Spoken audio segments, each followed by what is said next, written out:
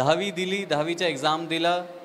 जेव्हा रिझल्ट आला, माझं टार्गेट काय होता, वडिलांनी सांगितले होते 80% तुम्ही आणा. मी त्यावेळेस आपल्याला कॅफेवर जाऊन सर्च करावं लागत होते. ते आपल्याला 10-15 रुपये घेत होते कॅफेवाला, त्याला पैसे देत होते, ते आपल्याला रिझल्ट काढून देत होते.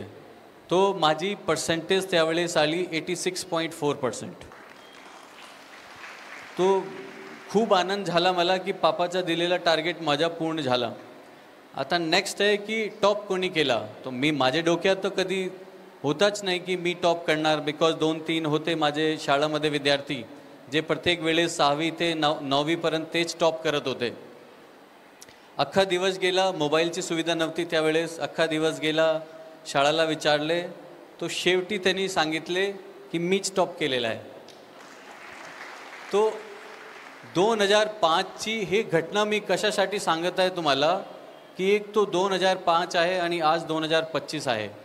10वीमध्ये मला भेटलेला कॉन्फिडन्स आज पण मला कायमस्वरूपी मदत करतो. तो जो कॉन्फिडन्स मी घेतला होता तेव्हापासून मला असा आतमधून जाणलेला आहे की आता कोणताही प्रकारचा चॅलेंज आला, कोणत्याही प्रकारची दिक्कत आली, परेशानी आली, आपल्याला मागे व्हायचेच नाही. आपण कुठलीही परेशानीला आपण त्याला सॉल्व करू शकतो. 10वीमध्ये एक आम स्टुडंट तो टॉप करू शकते. तो आपण हा हॉलमध्ये जेवढे बसलेले लोक आहे, तुम्ही ठाणले की तुम्हाला हा टार्गेट अचीव करायचे आहे, तर तुम्ही त्याला 100% तुम्ही त्याला तिथपर्यंत पोहोचू शकते. फक्त आहे तुमच्या हार्डवर्क, डेडिकेशन जे तुम्हाला मदत करतो.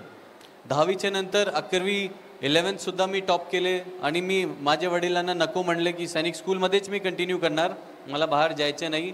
11th टॉप केले, 12th टॉप केले. त्याच्यानंतर आला 12thच्या नंतर IITचं ॲडमिशन. तसं माझी वाईफनी एक सांगितले की आपलेच कुटुंबामध्ये शुभचिंतक राहतात. शुभचिंतक कसा की हा नवनीत ह्याच्याशी होणार नाही, असं प्रत्येक कुटुंबामध्ये शुभचिंतक राहते. सगळ्यांचे आहे ना. माझे पण होते. माझे दूरची नानी होती, ती माझी शुभचिंतक होती. त्यांचा मुलगा रिलेशनमध्ये मामा, बट आम्ही सेमच एजचे होते, त्यामुळे आम्ही मित्रच होते. त्यांनी IITची कोचिंग केली होती, मी कोचिंग केली नाही. मी सैनिक शाळामध्येच अभ्यास केला होता.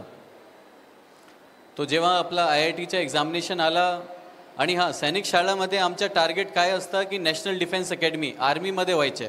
माझा पण तोच टार्गेट होता, बट अनफॉर्च्युनेटली माझ्या आर्मीमध्ये सिलेक्शन नाही झाला. म्हणजे मी एक्झाम क्लिअर केले, इंटरव्ह्यूमध्ये माझं सिलेक्शन नाही झाला. मी रडत होता त्यावेळेस, खूपच डिसहार्टंड झाला होता. बिकॉज सैनिक शाळामध्ये प्रत्येक टॉपर माझ्या अगोदर ते डिफेन्समध्ये गेलेले आहे. पण जेव्हा माझी वेळ आली, टॉपर असताना माझं सिलेक्शन नाही झाला, तो खूप लो फील केले होते त्यावेळेस. आता आला IITच्या एक्झामिनेशनची वेळ. IITच्या एक्झामिनेशनमध्ये माझी नानीचा जो मुलगा होता, माझ्या मामा रिलेशनमध्ये, त्यांनी कोचिंग घेतली होती 2 वर्ष आणि मी काय कोचिंग केली नव्हती. तो तेच माझे शुभचिंतक जे होते त्यांनी म्हणले की नवनीत का तो कुछ होगा नहीं, तो जो आहे त्यांनी काय पढाई तो केलेली नाही आहे, ठीक आहे मला काय फरक पडत नाही. पण हा ते मला प्रत्येक असे कमेंट चुबत होते की त्यांना दाखवायचे, एक दिवशी मना त्यांना दाखवायचे की मी काय करू शकतो. जेव्हा रिझल्ट आला, माझा सिलेक्शन झाला, त्याचा सिलेक्शन नाही झाला. तो अशा प्रकारे कधी कधी आपले रिलेटिव्समध्ये, आपले पाहुण्यांमध्ये असे लोकांची आपण इज्जत केली पाहिजे. बिकॉज त्यांच्यावरूनच आपल्याला पॉझिटिव्ह कॉन्फिडन्स भेटतो आणि आपल्याला त्यांना दाखवण्याची जिद्द तयार होते. तो ह्या प्रकारे मी IITमध्ये गेला. IITमध्ये गेल्यानंतर मला कधीही सिव्हिल सर्व्हिसेसच्या इच्छा नव्हती. IITचा एकदमच वेगळा माहोल राहतो. तिथे आम्ही सॉफ्टवेअर इंजिनिअरिंग, इंटरनॅशनल प्लेसमेंट, चांगला प्लेसमेंट, चांगला पॅकेज, ते आमच्या नॉर्मली लक्ष राहतो. तोच माझा लक्ष होता, जसा आमचे बाकी मित्रांचा होता.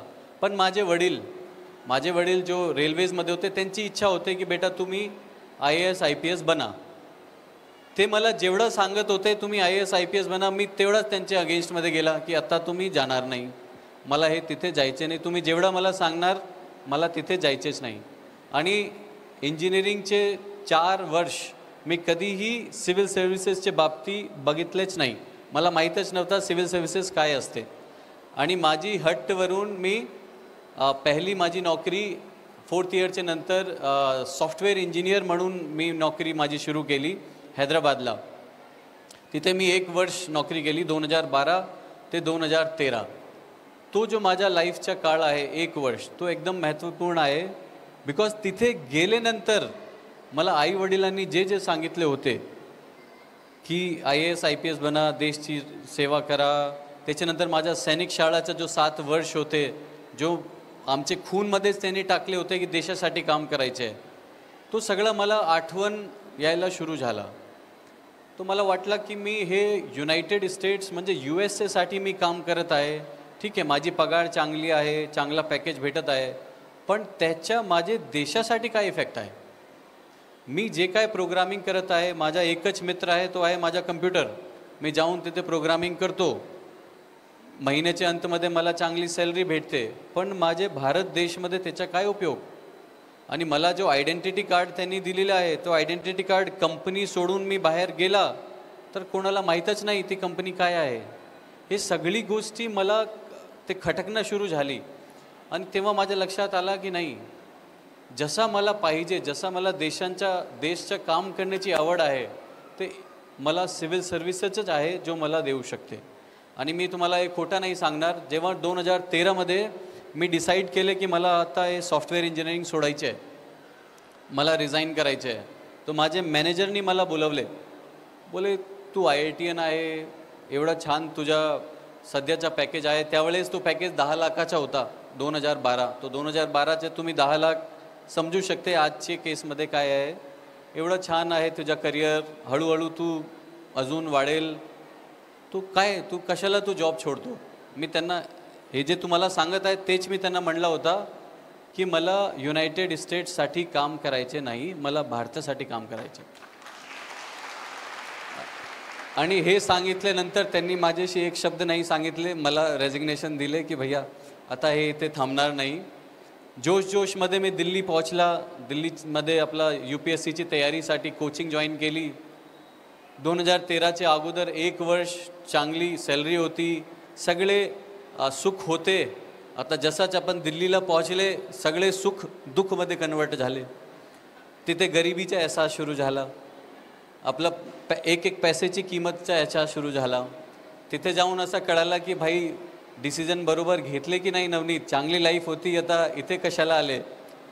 पण तोच जो 10वीमध्ये जो कॉन्फिडन्स घेतला होता त्याचा मला इथे पॉझिटिव्ह इम्पॅक्ट भेटला की नाही, एकदा ठाणलेली आहे आपण, एकदा कोणती गोष्टी आपल्याला करायची आहे तर आपल्याला ती गोष्टी करायचीच आहे. कम वॉट में. तो तिथे जाऊन मी दिल्लीला जो आपले बीडमध्ये समजा तुम्हाला 5,000 रुपयामध्ये चीज भेटणार, दिल्लीमध्ये तीच गोष्टी तुम्हाला 50,000 रुपयामध्ये भेटणार. एक सिम्पलसा रूम, त्यासाठी तुम्हाला 25-30 हजार रुपये द्यावा लागते. त्याच्यानंतर जेवणचा खर्चा, त्याच्यानंतर लाईटचा खर्चा, प्रत्येक गोष्टी एवढा. आणि ते रूम काय असं आलिशान नाही, छोटे छोटे रूम राहते. तिथेच सगळे आम्ही स्टुडंट्स अभ्यास करत होते. तशी परिस्थितीमध्ये जाऊन दिल्लीला अभ्यास मी सुरू केले 0पासून. म्हणजे मला UPSCच्या बाबतीत काहीच माहीत नव्हता. 2013 0पासून मी माझी तयारी सुरू केली. पण तिथे मी ठाणलेले होते की फक्त 2च अटेम्प्ट मी देणार, 2चे पुढे नाही.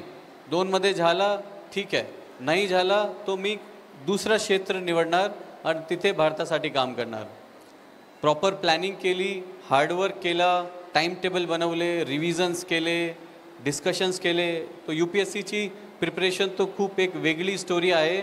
पण जो माझा टार्गेट होता 2 वर्षाचा, ते 2 वर्षमध्ये माझ्या सिव्हिल सर्व्हिसेसमध्ये सिलेक्शन झाला. आणि सिव्हिल सर्व्हिसेसच्या सिलेक्शनची पण एक स्टोरी आहे. माझा जो पूर्ण खानदान आहे, माझे जे पूर्ण पाहुणे आहे, रिलेटिव्स आहे, लांबपर्यंत कोणीही ऑफिसर नाही. क्लास 2 ऑफिसर, क्लास 1 ऑफिसर, कोणीही माझे पाहुणेमध्ये ऑफिसर नाही. तो जेव्हा मी फर्स्ट टाईम प्रिलिम्स क्लिअर केले सिव्हिल सर्व्हिसेसच्या, तो माझे अख्खे गावानी माझा सत्कार ठेवला होता. मी माझ्या वडिलांना म्हणलं की पापा माझं सिलेक्शन नाही झालेलं आहे, हे फक्त प्रिलिम्स आहे. बोले काय फरक पडत नाही, इथे गावामध्ये कोणी प्रिलिम्स क्लिअर केले नाही, तू सत्कार घ्या.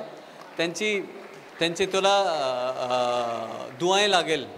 आणि खरंच त्यांची दुआच मला लागली. आणि नंतर मेन्स पण क्लिअर केले. मेन्स जेव्हा मी क्लिअर केला होता फर्स्ट टाईम, तेव्हा मी अलिबाग बीचवर होता. तो जसं मी तुम्हाला सांगितले प्लॅनिंग केली होती, तो सिव्हिल सर्व्हिसेसच्या अगोदर मी इंडियन रेल्वेज माझा चयन झाला होता, इंडियन इंजिनिअरिंग सर्व्हिसेस. तो तिथून ट्रेनिंग असताना माझ्या मेन्सचा रिझल्ट आला आणि मी अलिबाग बीचवर होता. तो मला माझ्या काहीतरी महाराष्ट्राशी कनेक्शन आहे, त्यासाठी मी तुम्हाला सांगतो, भलेही मी राजस्थानचे असेल. तो अलिबागला असताना ते आला की सिव्हिल सर्व्हिसेसचा रिझल्ट आलेला आहे. तिथे नेट नाही, इंटरनेट नाही, सगळं बघितले. शेवटी फायनल कन्फर्म झाला की माझा सिलेक्शन झालेला आहे. त्या दिवशी मी माझे आईला कॉल केला, वडिलांना कॉल केला आणि अक्षरशः सगळेजण आम्ही रडत होते, बिकॉज आमचे पूर्ण खानदानमध्ये कोणी मेन्सपर्यंत पोहोचलाच नव्हता. त्याच्यानंतर इंटरव्ह्यू दिले, पास झाले. सेकंड अटेम्प्टमध्ये माझ्या IRSमध्ये सिलेक्शन झालं. तिथे माझी भेट झाली माझी वाईफशी आणि आमच्या तिथे लग्न झालं. आणि IRS जॉईन करण्याच्या अगोदर तिसरा अटेम्प्ट मी देऊन गेला होता तिथे आणि तिसऱ्या अटेम्प्टमध्ये माझ्या IPSमध्ये सिलेक्शन झाला. हे माझी पूर्ण जर्नी होती सैनिक स्कूल ते IPS पर्यंत. हे पूर्ण जर्नी सांगण्याचा उद्देश हेच आहे की आज पण मला काम करताना जे जे काही चॅलेंजेस येतात, मला आठवत राहते माझी 10वी कक्षा. मला UPSCची तयारी आठवत नाही, बिकॉज जे तयारीची आवड मला सुरू झाली होती, जे हार्डवर्क करण्याची आवड सुरू झाली होती, तो 10वीमध्ये झाली होती. तर माझी लाईफमध्ये 10वी इम्पॉर्टंट होती. तुमची लाईफमध्ये 11वी होऊ शकते, 12वी होऊ शकते, त्याच्यानंतर ते होऊ शकते. पण प्रत्येक माणूसची लाईफमध्ये तो एक स्पार्क पॉईंट आहे, त्याला तुम्ही शोधण्याचा प्रयत्न करा. आणि मी प्रत्येक जणाला सांगत आहे की आपल्याला हे लाईफ एकच वेळी भेटत आहे.